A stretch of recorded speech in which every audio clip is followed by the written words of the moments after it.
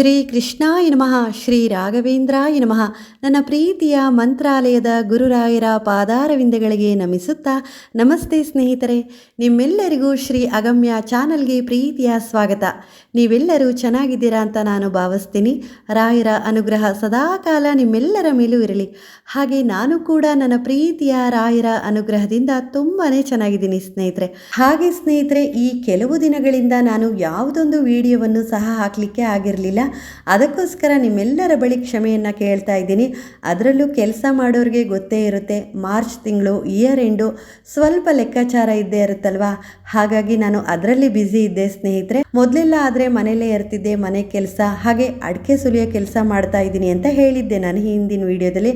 ಹಾಗಾಗಿ ಪ್ರತಿದಿನ ಆಗಲಿಲ್ಲ ಅಂದರೂ 2-3 ದಿನಕ್ಕೊಮ್ಮೆ ಆದರೂ ವಿಡಿಯೋನ ಹಾಕ್ತಾಯಿದ್ದೆ. ಆದರೆ ಈಗ ನನ್ನ ಪ್ರೀತಿಯ ನನ್ನ ಮುದ್ದು ಗುರುರಾಯರ ಅನುಗ್ರಹದಿಂದ ಕೆಲವು ತಿಂಗಳಿಂದ ನನಗೆ ಒಂದು ಆಫೀಸ್ನಲ್ಲಿ ಅಕೌಂಟೆನ್ಸಿ ಕೆಲಸ ಸಿಕ್ಕಿದೆ.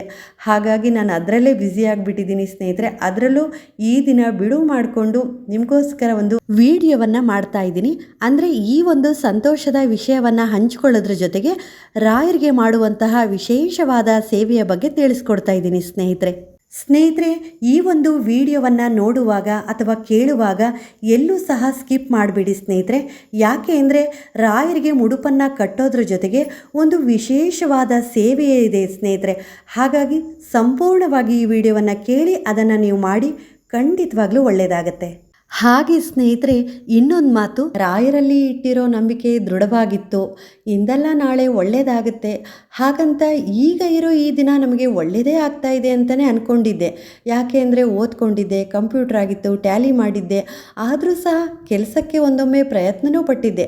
ಹಾಗೆ ಸುಮ್ಮನೆನೂ ಆಗಿ ಮನೇಲಿ ಹಾಗೆ ಕೂತ್ಕೋಬಾರ್ದು ಅಂತ ಮನೇಲಿ ಯಾವ ಕೆಲಸ ಆಗುತ್ತೋ ಆ ಕೆಲಸನೇ ಮಾಡ್ಬೋದಲ್ಲ ಅಂತ ಒಂದು ಅಡಿಕೆ ಸುಲಿಯೋ ಕೆಲಸ ಮಾಡ್ತಾಯಿದ್ದೆ.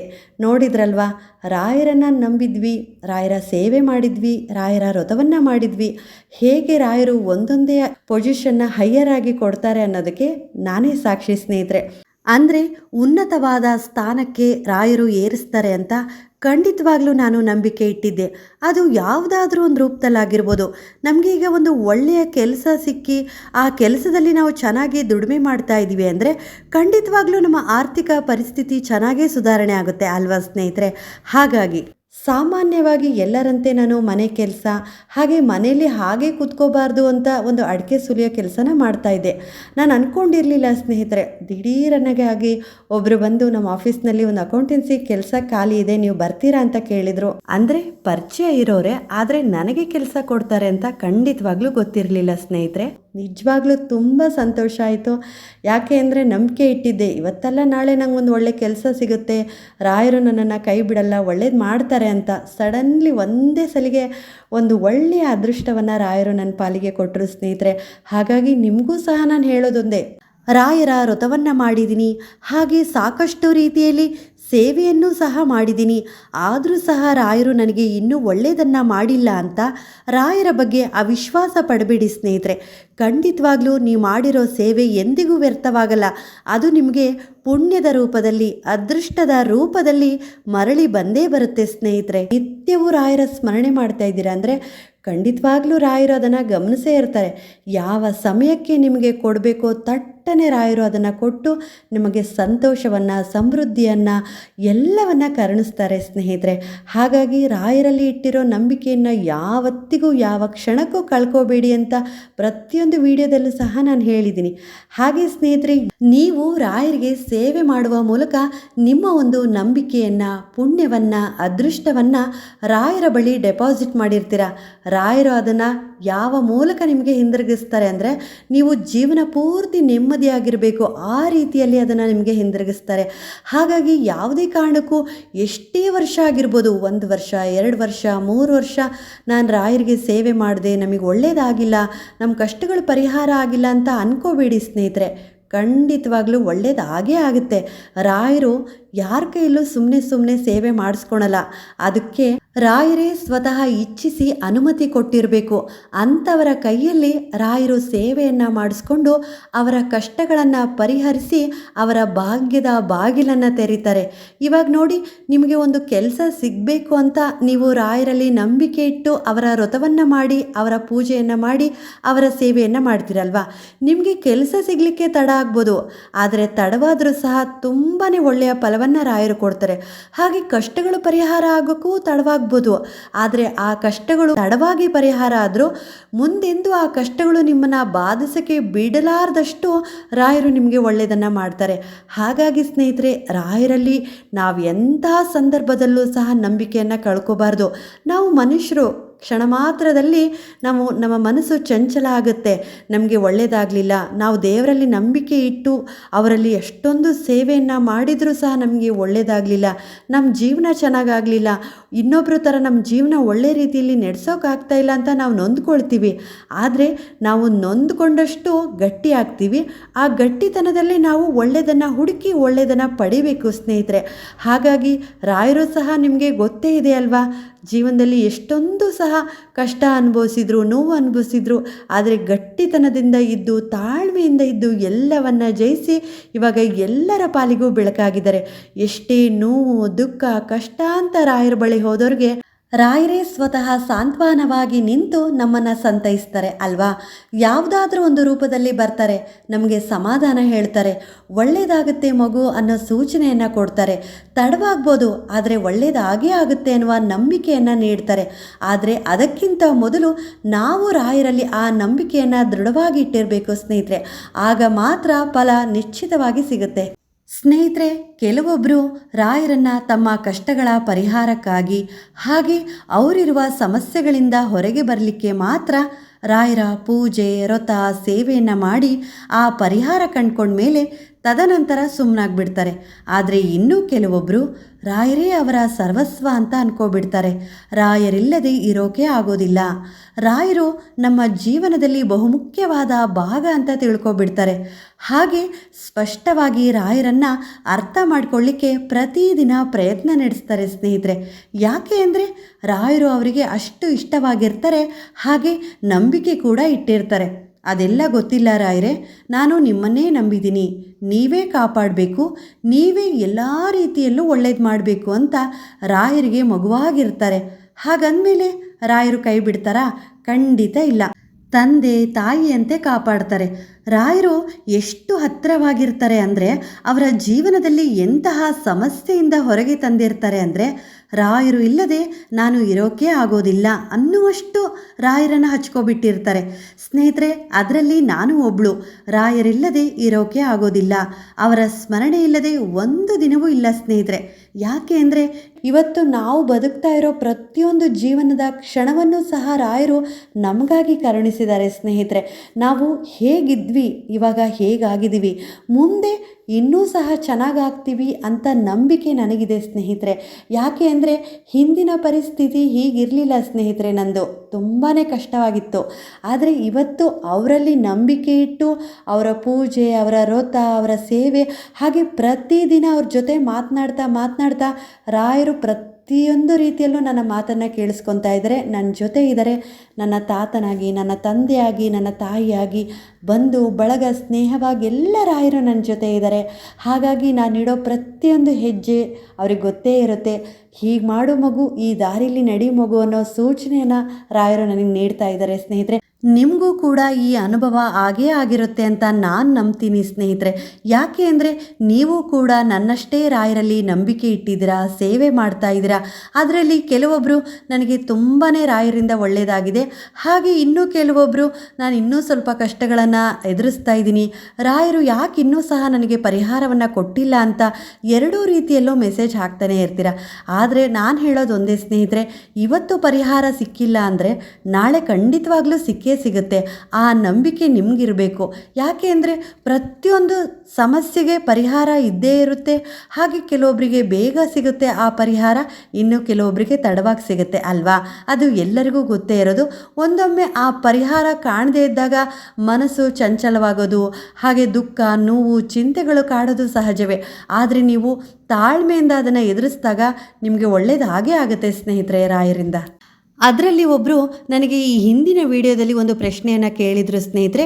ಮುಡುಪನ್ನು ಹೇಗೆ ಕಟ್ಟೋದು, ಯಾವ ರೀತಿಯಾಗಿ ಮುಡುಪನ್ನು ಕಟ್ಟಿ ಸೇವೆಯನ್ನು ಮಾಡಬೇಕು, ದಯವಿಟ್ಟು ತಿಳಿಸ್ಕೊಡಿ ಅಂತ ಕೇಳಿದರು ಸ್ನೇಹಿತರೆ. ಇಲ್ಲಿ ನಾನು ರಾಯರಿಗೆ ಮುಡುಪನ್ನು ಕಟ್ಟಿ ಹೇಗೆ ಸೇವೆಯನ್ನು ಮಾಡಿದ್ದೀನಿ ಅನ್ನೋದನ್ನು ಈ ಒಂದು ವಿಡಿಯೋದ ಮೂಲಕ ತಿಳಿಸ್ತಾ ಇದ್ದೀನಿ ಸ್ನೇಹಿತರೆ. ನಾವು ಗುರುವಾರದ ದಿನದಂದು ರಾಯರಿಗೆ ಮುಡುಪನ್ನು ಕಟ್ತೀವಲ್ವಾ?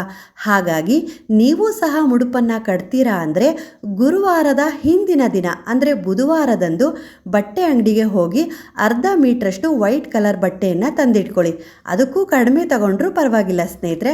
ತದನಂತರ ಬುಧವಾರದ ಸಂಜೆಯ ವೇಳೆ ಕೈಕಾಲು ಮುಖ ತೊಳ್ಕೊಂಡು ಆ ಬಟ್ಟೆಯನ್ನು ಅಂದರೆ ಮುಡುಪನ್ನು ಕಟ್ಟಲಿಕ್ಕೆ ಎಷ್ಟು ಬೇಕೋ ಅಷ್ಟು ಬಟ್ಟೆಯನ್ನು ಕಟ್ ಮಾಡಿ ಆ ಬಟ್ಟೆಯನ್ನು ಅರಿಶಿಣದ ನೀರಿನಲ್ಲಿ ಅದ್ದಿ ಒಣಗಿಸಿ ಇಟ್ಕೊಳ್ಳಿ ಸ್ನೇಹಿತರೆ.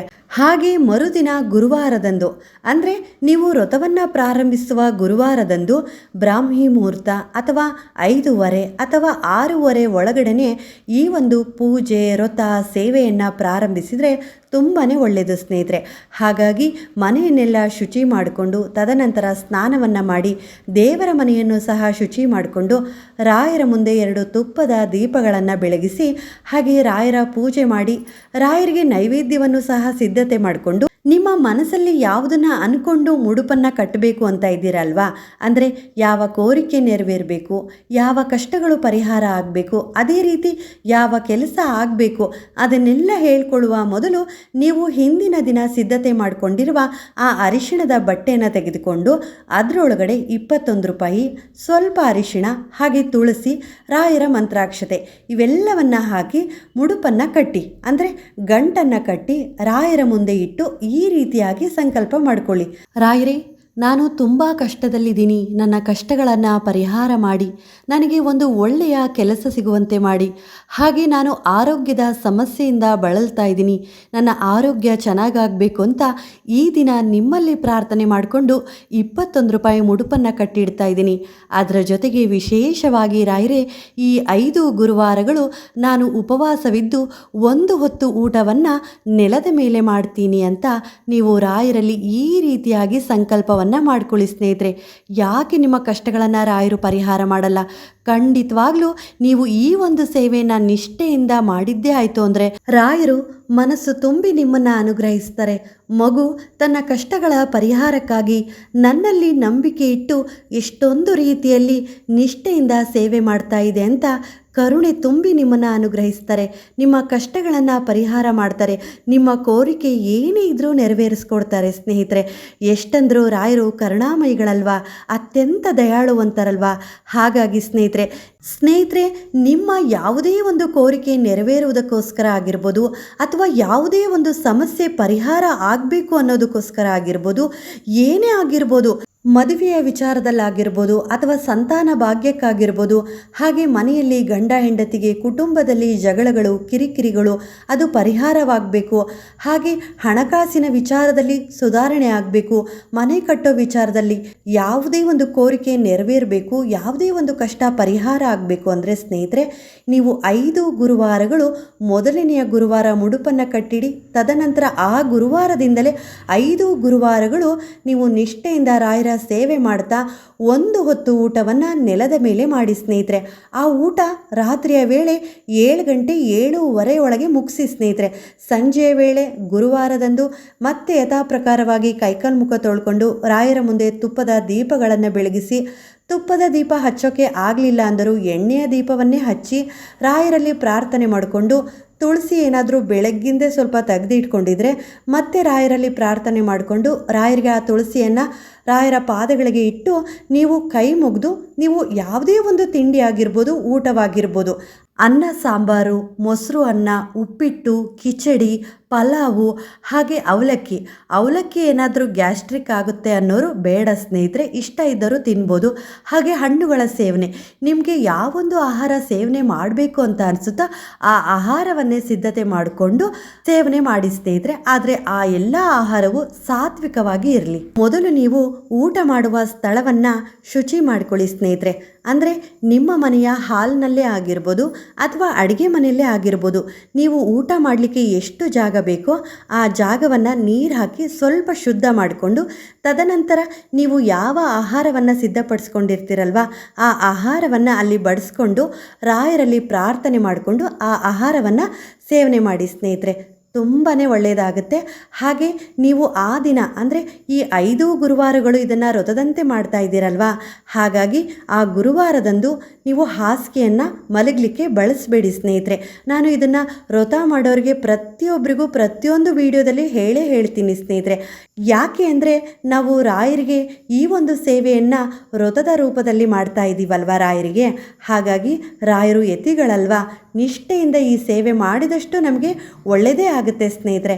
ಹಾಗಾಗಿ ಆ ದಿನ ಮಲಗಲಿಕ್ಕೆ ಅಂತ ಒಂದು ಚಾಪೆಯನ್ನು, ಹಾಗೆ ಹೊದಿಲಿಕ್ಕೆ ಅಂತ ಯಾವುದಾದ್ರೂ ಕಾಟನ್ ಪಂಜೆ ಆಗಿರ್ಬೋದು, ಕಾಟನ್ ಸೀರೆ ಆಗಿರ್ಬೋದು, ತಲೆದಿಂಬಿಗೆ ಮಣೆಯನ್ನು ಉಪಯೋಗಿಸಿ.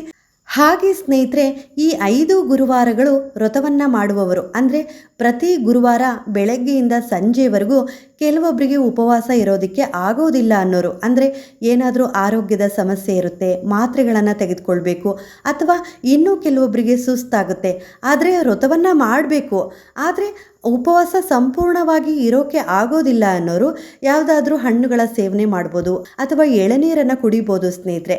ಹಾಗೆ ಸ್ನೇಹಿತರೆ, ಬೆಳಗ್ಗೆಯಿಂದ ಸಂಜೆ 7:30 ತನಕನೂ ನಮಗೆ ಸಂಪೂರ್ಣವಾಗಿ ಉಪವಾಸ ಇರೋಕ್ಕೆ ಆಗುತ್ತೆ ಅನ್ನೋರು ಇನ್ನೇನು ಸಂಜೆ 7 ಗಂಟೆಯಿಂದ 7:30 ಒಳಗಡೆ ಮತ್ತೊಂದು ಸರಿ ರಾಯರಲ್ಲಿ ಪ್ರಾರ್ಥನೆ ಮಾಡಿಕೊಂಡು ಪೂಜೆ ಮುಗಿಸಿ ಯಾವುದಾದ್ರೂ ಒಂದು ಊಟವನ್ನು ಮಾಡ್ತೀರಲ್ವಾ, ಆ ರೀತಿಯಾಗಿ ಮಾಡಿದ್ರೂ ಸಹ ಒಳ್ಳೆಯದು ಸ್ನೇಹಿತರೆ. ನೀವು ಬೆಳಗ್ಗೆಯಿಂದ ಮರುದಿನ ಶುಕ್ರವಾರದವರೆಗೂ ಸಂಪೂರ್ಣವಾಗಿ ಉಪವಾಸ ಇರಿ ಅಂತ ಹೇಳ್ತಾ ಇಲ್ಲ. ನೀವು ಸಂಜೆ 7 ಗಂಟೆಯಿಂದ 7:30 ಒಳಗಡೆ ನೀವು ಸಾತ್ವಿಕವಾದ ಆಹಾರ, ಅನ್ನ ಸಾಂಬಾರು, ಅದರ ಜೊತೆ ಪಲ್ಯ, ಉಪ್ಪಿನಕಾಯಿ, ಯಾವುದೊಂದು ನಿಮಗೆ ಆಹಾರ ಇಷ್ಟವೋ ಆ ಒಂದು ಆಹಾರವನ್ನು ಮಾಡಿಕೊಂಡು ನೆಲದ ಮೇಲೆ ಬಡಿಸ್ಕೊಂಡು ತೃಪ್ತಿಯಿಂದ ಸೇವನೆ ಮಾಡಿ ಸ್ನೇಹಿತರೆ. ನೀವು ಎಷ್ಟು ತೃಪ್ತಿಯಿಂದ ಸೇವನೆ ಮಾಡಿ ನೀವು ಮನಸ್ಸನ್ನು ಶಾಂತವಾಗಿ ಇಟ್ಕೊತೀರೋ ಅಷ್ಟು ನೀವು ಮಾಡಿದ ವ್ರತ ಫಲಿಸುತ್ತೆ ಸ್ನೇಹಿತರೆ. ಅಂದರೆ ಈಗ ವ್ರತವನ್ನು ಮಾಡುವವರು ಆಹಾರವನ್ನು ಕಡಿಮೆ ತಗೊಂಡು ಆಯಾಸ, ಸುಸ್ತು, ಗ್ಯಾಸ್ಟ್ರಿಕ್ ಸಮಸ್ಯೆ ಅಂತ ಮಾಡ್ಕೋಬೇಡಿ ಸ್ನೇಹಿತರೆ. ಹಾಗಾಗಿ ಒಮ್ಮತ ಮನಸ್ಸಿನಿಂದ ಈ ಒಂದು ವ್ರತ ಸೇವೆಯನ್ನು ಮಾಡಿ. ಹಾಗೆ ಸ್ನೇಹಿತರೆ, ಈ ಒಂದು ವ್ರತವನ್ನು ಹೆಣ್ಮಕ್ಳು, ಗಂಡ್ಮಕ್ಳು ಎಲ್ಲರೂ ಸಹ ಮಾಡ್ಬೋದು. ಹಾಗೆ ಹೆಣ್ಮಕ್ಳು ಈ ವ್ರತವನ್ನು ಮಾಡುವಾಗ ಮಧ್ಯದಲ್ಲಿ ಅಂದರೆ ಗುರುವಾರ, ಯಾವುದಾದ್ರೂ ಒಂದು ಗುರುವಾರ ಪೀರಿಯಡ್ಸ್ ಪ್ರಾಬ್ಲಮ್ ಏನಾದರೂ ಆಯಿತು ಅಂದಾಗ ಒಂದು ಗುರುವಾರ ಬಿಟ್ಟು ಮತ್ತೊಂದು ಗುರುವಾರವನ್ನು ಮಾಡಿ, ಏನೂ ತೊಂದರೆ ಇಲ್ಲ ಸ್ನೇಹಿತರೆ. ತದನಂತರ ಸ್ನೇಹಿತರೆ, ನಿಮ್ಮ ಕೋರಿಕೆ ನೆರವೇರಿದ ಮೇಲೆ, ನಿಮ್ಮ ಕಷ್ಟಗಳು ಪರಿಹಾರವಾದ ಮೇಲೆ, ಅಂದರೆ ನಿಮ್ಮ ಒಂದು ಯಾವ ಕೆಲಸ ಆಗಬೇಕು ಅಂತ ಈ ಮುಡುಪನ್ನು ಕಟ್ಟಿರ್ತೀರಲ್ವ, ಆ ಮುಡುಪನ್ನು ಅಂದರೆ ಈ 21 ರೂಪಾಯಿ ಮುಡುಪಿನ ಗಂಟನ್ನು ನಿಮ್ಮ ಊರಿನಲ್ಲೇ ಇರುವ ರಾಯರ ಮಠಕ್ಕೆ ಹೋಗಿ ಅಲ್ಲಿ ಹುಂಡಿ ಇರುತ್ತಲ್ವ ಅಲ್ಲಿ ಇದನ್ನು ಹಾಕಿ ಸ್ನೇಹಿತರೆ.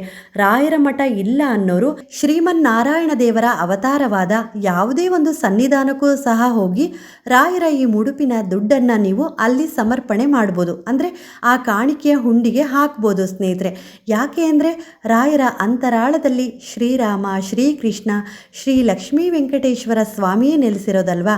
ಹಾಗಾಗಿ ರಾಯರ ಮಠ ಇಲ್ಲ ಅನ್ನೋರು ಈ ಒಂದು ಸನ್ನಿಧಾನಕ್ಕೂ ಸಹ ಹೋಗಿ ಈ ಕಾಣಿಕೆಯ ದುಡ್ಡನ್ನು ಅಲ್ಲಿ ಸಮರ್ಪಣೆ ಮಾಡ್ಬೋದು ಸ್ನೇಹಿತರೆ. ರಾಯರಲ್ಲಿ ನಂಬಿಕೆ ಇಟ್ಟು ಇದೊಂದು ಸೇವೆಯನ್ನು ನಿಷ್ಠೆಯಿಂದ 5 ಗುರುವಾರಗಳು ಮಾಡಿ ಸ್ನೇಹಿತರೆ. ನಿಮ್ಮ ಕಷ್ಟಗಳು ಏನೇ ಇದ್ರೂ ಪರಿಹಾರವಾಗುತ್ತೆ, ರಾಯರು ಅದನ್ನು ಪರಿಹಾರ ಮಾಡ್ತಾರೆ. ಹಾಗೆ ನಿಮ್ಮ ಕೋರಿಕೆಗಳು ಏನೇ ಇದ್ರೂ ರಾಯರು ನೆರವೇರಿಸ್ಕೊಡ್ತಾರೆ. ಮತ್ತೊಮ್ಮೆ ಎಲ್ಲರಿಗೂ ಶುಭವಾಗಲಿ. ರಾಯರ ಅನುಗ್ರಹ ಸದಾಕಾಲ ನಿಮ್ಮೆಲ್ಲರ ಮೇಲೂ ಇರಲಿ. ಶ್ರೀ ಕೃಷ್ಣಾರ್ಪಣಮಸ್ತು.